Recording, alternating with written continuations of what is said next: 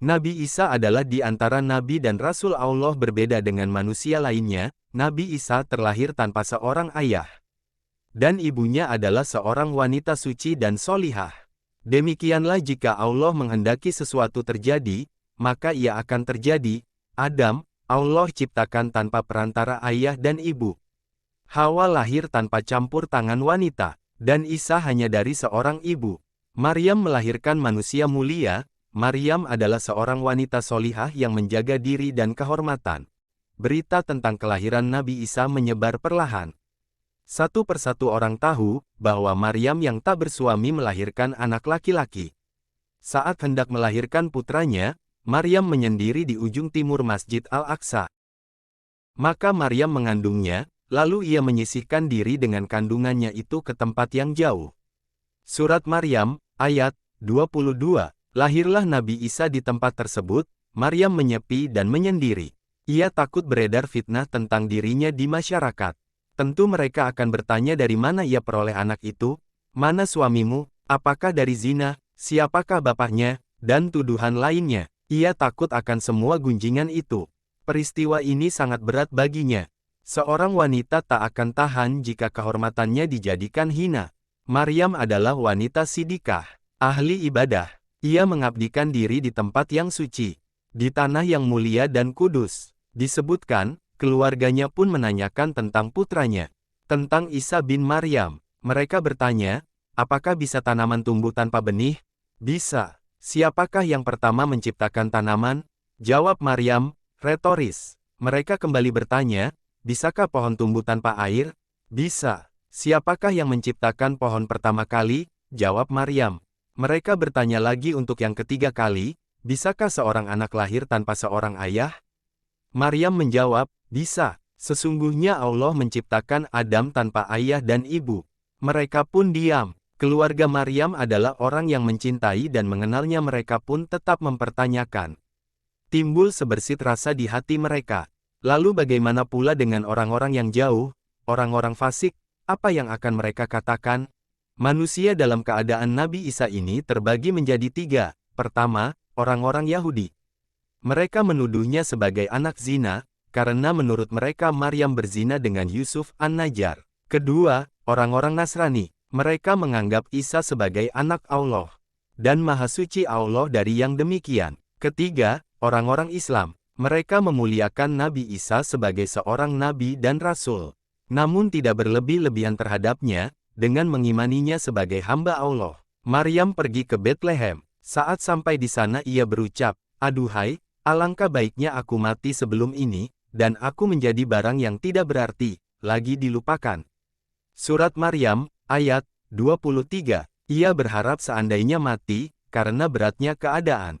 Lalu Allah menghibur Maryam dengan, maka menyerunya dari tempat yang rendah, janganlah kamu bersedih hati, sesungguhnya Tuhanmu telah menjadikan anak sungai di bawahmu.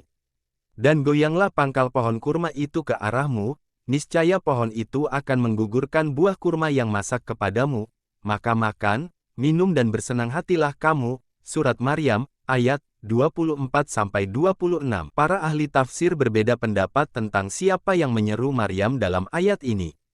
Said bin Jubair, Ad-Dohak, Amr bin Maimun, menyatakan bahwa itu Jibril. Mujahid, Al-Hasan, menyatakan bahwa Nabi Isa berbicara kepada Maryam. Ia menghiburnya, wahai ibu, janganlah bersedih. Sang anak menunjukkan bahwa kelahirannya adalah mukjizat dan karunia dari Allah. Maryam pun menjadi tenang. Maryam bertemu kaumnya. Setelah merasakan ketenangan, Maryam pulang dan bertemu kaumnya. Mereka berkata, maka Maryam membawa anak itu kepada kaumnya dengan menggendongnya.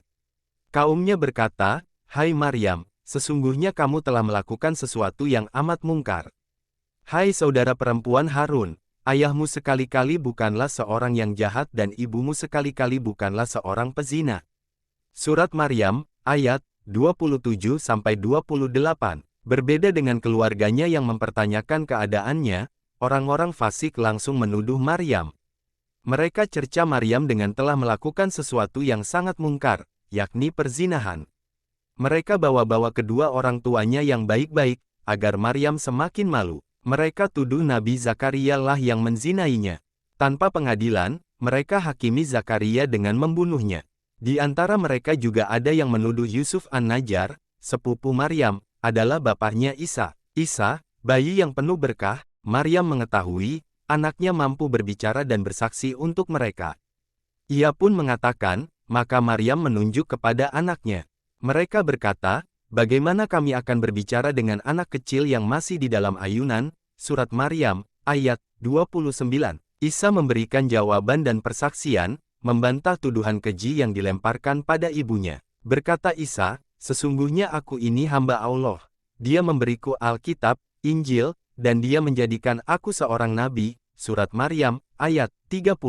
Kalimat pertama dari lisan Isa menegaskan bahwa dia adalah hamba Allah, bukan anak Tuhan. Sekaligus juga membantah tuduhan kaumnya terhadap ibunya. Ia membantah orang yang mengatakannya anak Allah atau anak zina. Dan dia menjadikan aku seorang yang diberkati di mana saja aku berada.